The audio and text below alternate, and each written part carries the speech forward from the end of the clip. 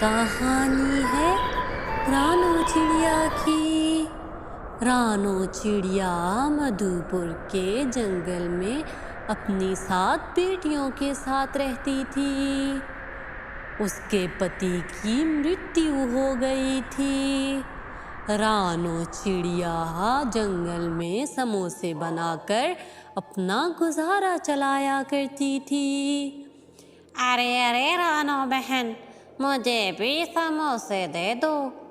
अरे अरे कबूतर भैया, मैं अभी दे देती हूँ। रानो चिड़िया के समोसे जंगल में बहुत शौक से खाए जाते थे। रानो का समोसे बेचकर अच्छा खासा गुजारा होता था। यूं ही कुछ दिन गुजर जाते हैं। एक दिन रानो घर में सोई हुई थी कि वो सुबह उठती ही नहीं है। अरे अरे, माँ को क्या हो गया? माँ तो उठ ही नहीं रही। अरे अरे, क्या हो गया? यूं ही उसकी बेटियां तो बहुत परेशान हो जाती हैं। उसकी एक बेटी उड़कर वैद्य जी को बुला लाती है। अरे अरे मेरी प्यारी बेटियों, मुझे बहुत अफसोस से कहना पड़ रहा है, तुम्हारी माँ अब इस दुनिया में नहीं रही। उसे रात को हार्ट अटैक आया था। अरे अरे, ये क्या कह रही हैं आप? अरे अरे, हम अपनी माँ के बगैर कैसे रहेंगे? ये सुनकर तो उसकी बेटियां रोने लगती हैं। उसकी 4 बेटियां छोटी थी और 3 बड़ी थी। यूं ही समय गुजरता जाता है।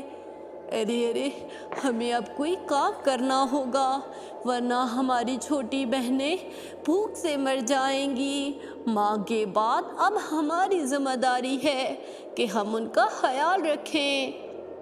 हाँ हाँ मीनू, तुम ठीक कह रही हो। हमें अपनी बहनों के लिए कोई काम करना होगा। यूं ही वो तीनों बहनें मिलकर जंगल में समोसे बनाने लगती हैं। उन्हें समोसे बनाने आते थे क्योंकि वो अपनी माँ का समोसे बनाने में हाथ बटाया करती थी। वो तीनों सारा दिन जंगल में समोसे बेचती और रात को अपनी बहनों के लिए खाना बनाती थी। जंगल में भी अब ज़्यादा ठंड हो गई थी। दूसरी तरफ उसी जंगल में एक बदमाश कौवा भी था जो कि पहले उनकी माँ को तंग किया करता था। अरे अरे, माँ तो मर गई, लेकिन ये भी कम सुंदर नहीं है। ऐसा करता हूँ, इनमें से ही किसी से ब्याह रचा लूँगा। यूं ही कालू कौवा उनके समोसे बेचने की जगह पर आ जाता है और उन्हें तंग करने लगता है। अरे अरे सुंदर चिड़िया, तुम लोगों में से कौन मेरे साथ शादी करेगा? अरे अरे मीनू, ये वही बदमाश कौवा है जिससे बात करने के लिए हमें माँ ने मना किया था। दूसरी तरफ टोनी उन्हें दूर से देख रही थी। वो फौरन से कौवे की नीयत भांप जाती है और भागकर राज महल जाती है और मिट्ठू महाराज को सारी बात बताती है। मिट्ठू महाराज अपना सैनिक भेजकर उस कौवे को वहां से बुलवा लेते हैं। अरे अरे कौवे, तेरी हिम्मत कैसे हुई इस जंगल में बदमाशी करने की? क्या तुझे मालूम नहीं है कि रानो अब इस दुनिया में नहीं रही? तो तुझे क्या लगा तू उसकी बेटियों का फायदा उठाएगा? ऐसा नहीं होगा।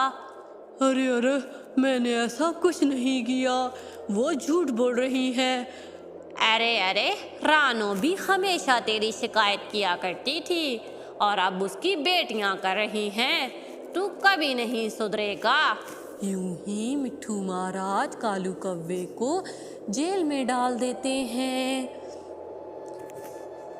दूसरी तरफ रानो की बेटियों को लगता है कि सब मसले हल हो गए हैं अब वो फिर से जंगल में समोसे बेचने लगती थी। लेकिन वो नहीं जानती थी कि कालू कौवा उस जेल में बैठकर भी उनके खिलाफ साजिश कर रहा है। अरे अरे, ये छटाक भर की चिड़िया, इसने मुझे इतने दिनों के लिए जेल में डलवा दिया। मैं इन्हें नहीं छोड़ूंगा, मैं इनकी जिंदगी बर्बाद कर दूंगा। यूं ही समय गुजरता जाता है और कालू कौवे की सजा खत्म हो जाती है। यूं ही कालू कौवा सीधा रानो के घर के बाहर आता है और दरवाजा बजाता है। अरे अरे, दरवाजा खोलो। अरे अरे मीनू, ये तो कालू की आवाज है, ये तो हमें फिर से तंग करने आ गया। अरे अरे, दरवाजा मत खोलना वरना ये अंदर आ जाएगा। यूं ही कालू के दरवाजा खटखटाने पर भी वो दरवाजा नहीं खोलती, तो कालू कौवा उनके घर को आग लगा देता है। अब तुम लोग सब यहाँ पर जल कर मरोगी। तुम लोग दरवाजा नहीं खोल रही, तो इसका क्या मतलब है कि मैं बदला लिए बगैर ही चला जाऊंगा। नहीं नहीं, ऐसा नहीं होगा। यूं ही उनके घर को आग लग जाती है, जिसकी वजह से वो सारी बहुत मुश्किल से अपनी जान बचाती हैं और सारी रात वो जंगल में गुजारती हैं। ठंड की वजह से अब तो उनका बुरा हाल था। अरे अरे मीनू, अगर ऐसा ही चलता रहा तो हमारी छोटी बहनें ठंड से मर जाएंगी। हमें कुछ ना कुछ सोचना होगा। अरे अरे टोनी, तुम ही बताओ, अब इस हालत में मैं क्या कर सकती हूँ। बहुत ठंड है, ठंडी हवाओं से मेरा भी बुरा हाल है और जंगल में सभी लकड़ियाँ गीली हैं, उनसे घर बन भी नहीं सकता। यूं ही वो सब परेशान थी कि वहाँ पर एक बूढ़ी दादी आ जाती है। अरे अरे बेटा, कुछ खाने को है तो मुझे दे दो। अरे अरे, हम क्या देंगी आपको, हमारे पास तो घर भी नहीं है। जो घर था वो उस कालू कौवे ने जला दिया और हम लोगों को यहाँ मरने के लिए छोड़ दिया। हमारी तो माँ भी नहीं है और अब हम इस जंगल में बिल्कुल अकेली हैं। हमारी तो कोई मदद करने वाला भी नहीं। यूं ही वो बूढ़ी दादी उनकी बातें सुनकर भावुक हो जाती है। अरे अरे बेटी, तुम परेशान मत हो। जिनका कोई नहीं होता उनका ऊपर वाला होता है। ये लो, ये सेब है। इस सेब को जब तुम फेंकोगी तो ये एक जादुई घर बन जाएगा, जिसमें तुम लोगों को कभी सर्दी नहीं लगेगी। ये कहकर बूढ़ी दादी तो चली जाती है। मीनू चिड़िया जैसे ही सेब जमीन पर फेंकती है, वो जादुई घर बन जाता है। यूं ही वो अपनी बहनों को लेकर अंदर चली जाती है। अरे अरे मीनू, इस घर में तो हमें ठंड लग ही नहीं रही, हालांकि बाहर बर्फबारी हो रही है। हाँ हाँ टोनी, तुम ठीक कह रही हो, ये घर वाकई बहुत गर्म है। भला हो उस बूढ़ी दादी का। यूं ही सर्दी के दिनों में उनको एक बहुत गर्म घर मिल गया था।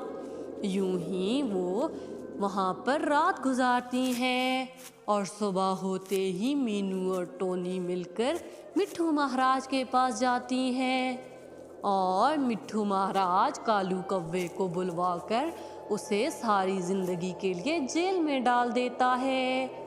दूसरी तरफ अब मीनू चिड़िया और उसकी बहनें तो जादुई घर में खुशी खुशी रहने लगी थी, क्योंकि कालू को उम्र भर के लिए कैद हो गई थी। तो प्यारे व्यूवर्स, अगर आपको मेरी ये कहानी पसंद आई हो तो प्लीज़ मेरे चैनल को सब्सक्राइब कर दें और इस वीडियो को लाइक करना ना भूलिएगा।